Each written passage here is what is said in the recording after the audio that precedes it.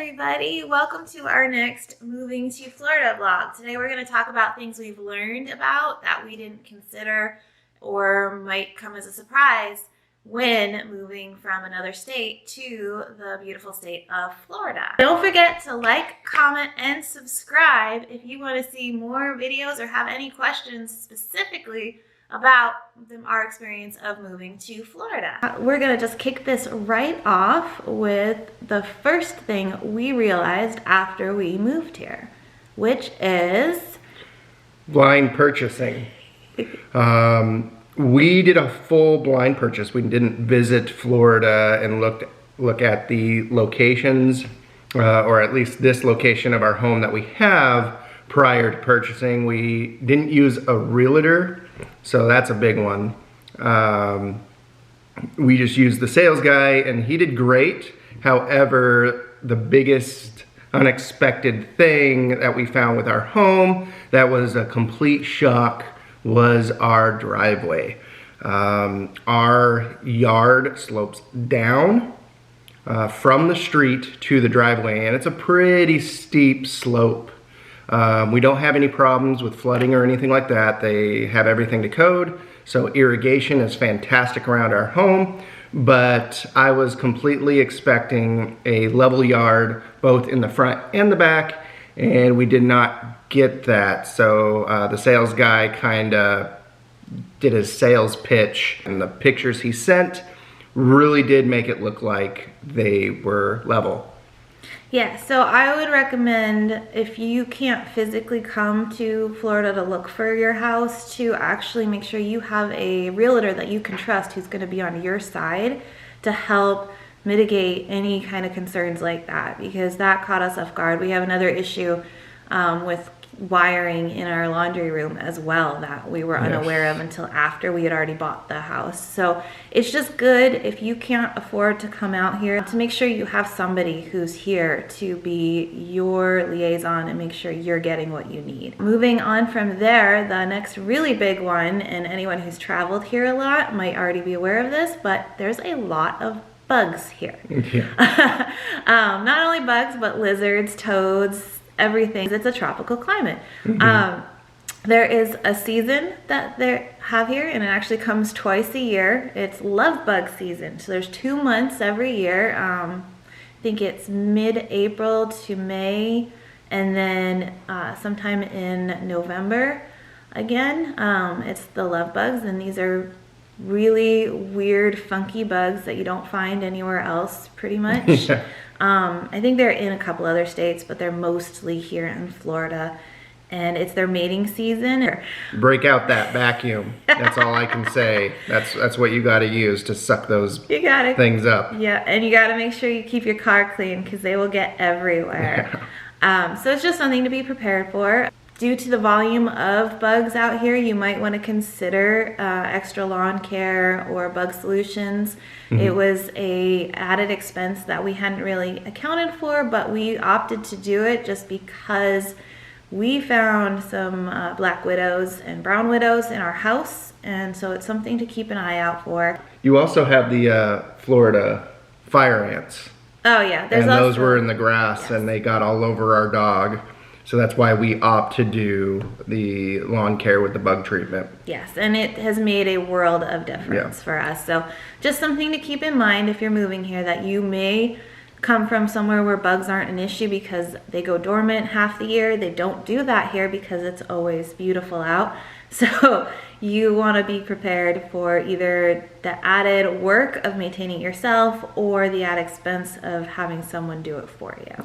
And don't let it dissuade you. There are things around it. We use bug spray. We recently actually screened in our lanai. It actually got installed yesterday for my birthday. And it's making a world of difference even now. So when you're at home, if you want an outdoor escape, that's something that you might want to consider when looking at a home, is a screened-in lanai, or at least upgrading to that in the future. Yeah, even our house doesn't have a pool, but if you do have a pool, it's something I would recommend looking for. They don't always look the prettiest, but it is really, really needed out here to have the backyard area screened in so that you don't have to worry about the bugs as much. Next thing we have here is the driving or commuting. We live about a half hour from property, from Disney property that is, and about 40 minutes from Universal Studios and SeaWorld. So the main way to get to and from is I-4, which I always thought our home interstate was kind of rough. Nothing compares to I-4 in my experience. I haven't been to California, mind you, and New York to deal with that traffic. Yeah. I can say that if you are from the Northeast area around New York, the I-4 is very similar. It is that bad, if not worse at times. Yeah, and it's crazy. So you get a lot of people that will drive under the speed limit, like 20 miles under the speed limit, and then you have people that drive as fast as they can to where there is no speed limit. A lot of the tourists, with reasons, right? When people don't really know where they're going, they kind of panic, and so you get people that go from the far left lane and then just jump over to the exit without even looking. So it's kind of scary, but you kind of get used to it after a while, and you just learn to be more cautious as you drive. Yeah, I mean, you also get the snowbirds who are here half the year, and then all the tourists from other countries who may not be as familiar with driving rules and the speed limit conversion from miles per hour and kilometers. So there's a lot of factors, and traffic definitely can be intense at times because of the influx of people. Right now, with everything going on, it's actually been really nice. It's been real quick to get anywhere because we have a lot less traffic right now, but normally that is something to consider is when you're looking at where you want to live or how far away from Disney or the beach. Make sure you're taking into account the volume of people that come here, not just to live, but for vacation. Yep, and if you live in an area that you want to get to the theme parks, the ocean, wherever you want to go, if you have toll road transportation, we highly recommend that. So you can get a Sun Pass, and it's very cost effective. And then our next thing that we've learned about from moving to Florida, which we hadn't done our research on because we were just spoiled in Colorado for a lot of reasons, is water quality. This is one of the worst states, if you look it up, for water quality. And you really do notice it. You'll notice if you come here on vacation probably that you typically drink a lot of bottled water. So if you're living here long term and you own your own home, something we recommend doing is investing in the water softener filtration system. It's expensive, I'm not gonna lie, so shop around if you can. But in the long run, it is really worth it. The quality of your water goes up tenfold, and you save so much money because you're not buying all of that bottled water to supplement the fact that the tap water is so terrible. Yeah, and it also lower that carbon footprint on plastic bottles. A lot of places, they will just give you bottled water instead of just letting you have a cup of water. And again, that's probably because the quality of water here is so bad. They don't want to give you tap water when you're out places. Another perk of having a water softener is I have normally naturally really frizzy hair, and every time we come to Florida it's a mess, but since we have that water softener, this is no conditioner in my hair right now. It's a lot better than it used to be when we'd come here on vacation and we didn't have that extra perk. Yeah, it's a lot more comfortable taking showers when you have softened water. Exactly. And the final point that we want to kind of discuss to round out kind of like a little 5-point thing is the DMV for that experience. So every state that I've had discussions with people are different with DMV and how that works.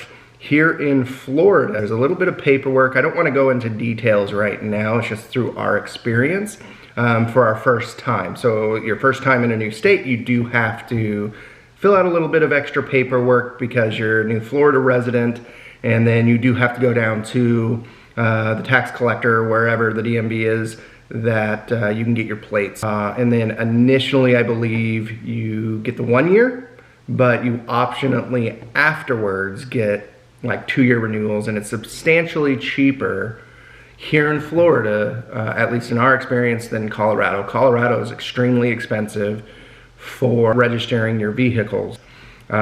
We just recently renewed all 3 vehicles that we have on my birthday, because all 3 vehicles are registered under my name, and that's something to know too, is that it is due on whoever's registering the vehicle's birthday. Yeah, so we moved here a year ago, as we've mentioned in our previous video. So we expected our main vehicle, the one we came here with, to be due in July.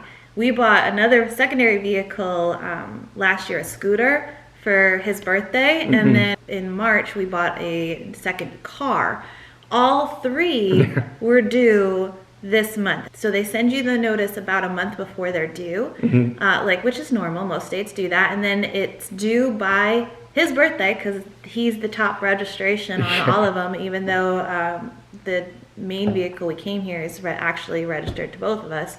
And then the other 2 vehicles also showed up in the mail as due, and they were all due by mid-August because his birthday is in mid-July. So just something to be aware that they do give you that extra month buffer.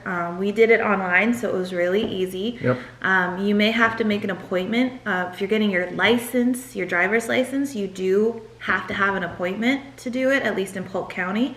Some other counties may be doing that a little bit differently, but for the car, you can just go in and register it as long as you have all the paperwork. We had a lease, so that's where the extra paperwork came in from. So if you want to know more about that experience, please comment and let us know, and we will share that in another video. And with that, I think that kind of closes up our tips. There is a lot more to talk about. We just wanted to keep it down to about 5 discussion points. If you want to know any more about either topics that we discussed today, let us know in the comments. If you want to know a little bit more about what you're curious about, let us know as well. We'd love to discuss, open discussion, and even create further videos regarding moving to Florida, because that's the biggest takeaway, is do your research. And it is difficult. Usually, no matter how much research you do, there's always something that you forget about. Absolutely. And so if you're looking to move to Florida, please, like we said, comment, and we would love to hear from you guys. And until next time, from our family to yours. Thanks for watching. Thanks for watching. Bye-bye. Bye.